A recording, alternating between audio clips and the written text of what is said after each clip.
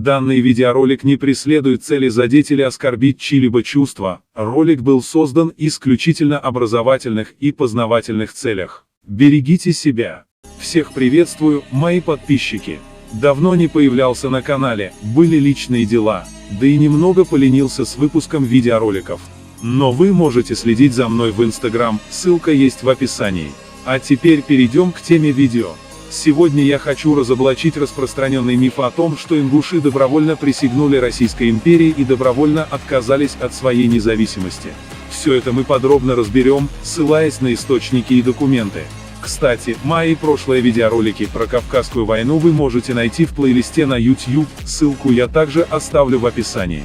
Как сообщается в многочисленных документах XIX века, ингуши до присоединения к России являлись вольным и независимым народом, который заключил договор с Россией для обеспечения себе безопасного проживания на своих равнинных землях. Там постоянно происходили стычки с соседними племенами, которые в большинстве своем сами находились в подданстве Российской империи. Как известно, в договоре 1810 года участвовали всего 6 фамилий. Однако и с той, и с другой стороны договор нарушался. Следует оговориться, что окончательному усмирению ингушей предшествовали восстания их против русских и разорение многих селений в 1813 году, когда ингуши вместе с хевсурами были втянуты беглым грузинским царевичем Александром в восстание Кахетии 1812 года. В 1832 году было восстание галгаевцев, и начальник Кавказского корпуса генерал-барон Розин в экспедиции истребил их жилища, скот и посевы, в особенности в селении Цори.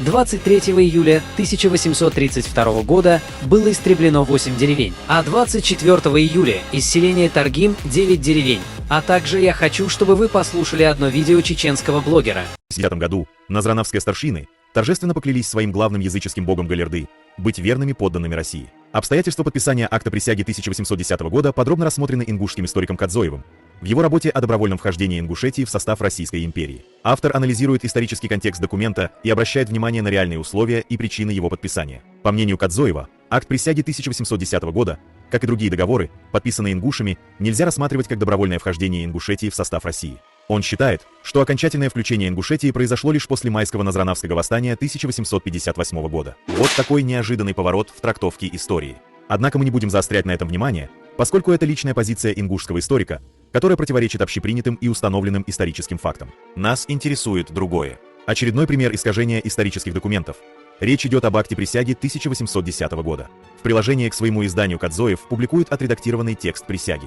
Из оригинальной формулировки цитата: «Если чеченцы – карабулаки и неприязненные России народы».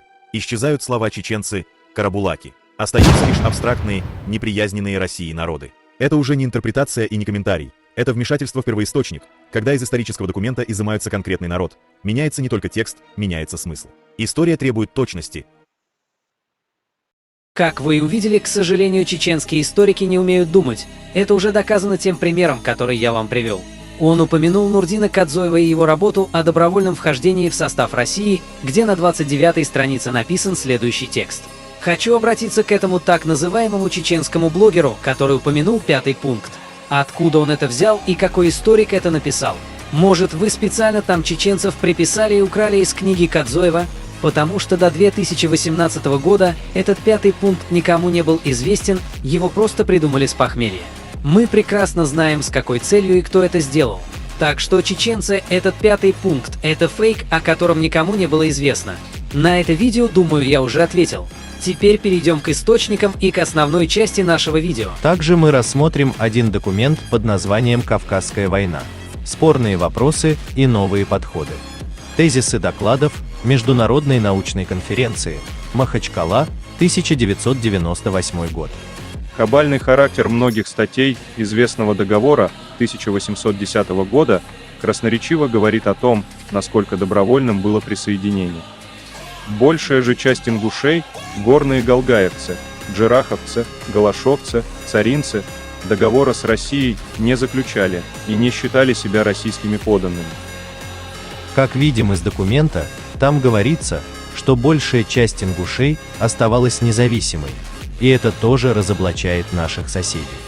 Также хочу отметить, что ложное повествование часто создается теми, кто отказывается принимать какую-либо иную версию событий, кроме собственной, особенно в отношении Кавказской войны. Прославление собственного народа нередко достигает мифологических высот, особенно когда речь заходит о наибах, многие из которых не только перешли на другую сторону во время Кавказской войны, но и активно участвовали в походах против своих родственников, о чем сообщал генерал Муравьев в рапорте генералу Ермолову в 1855 году. Многие эмоционально реагируют, когда приводятся подобные сведения, но факты не заботятся о чувствах. Тщеславие не равно патриотизму. Это касается каждого человека и каждого народа. Письмо с донесением командира отдельного Кавказского корпуса, генерала-адъютанта Розена, военному министру, генерал-адъютанту Чернышову об экспедиции в Горную Ингушетию. 29 июля 1832 года. 22 числа сего месяца продолжавшийся туман не позволял производить никаких поисков в окрестностях Гая. По этой причине я перешел обратно через скалистый хребет Малхугай и расположился лагерем при деревне Цори, дабы продолжить истребление жилищ и пашин галгаевцев.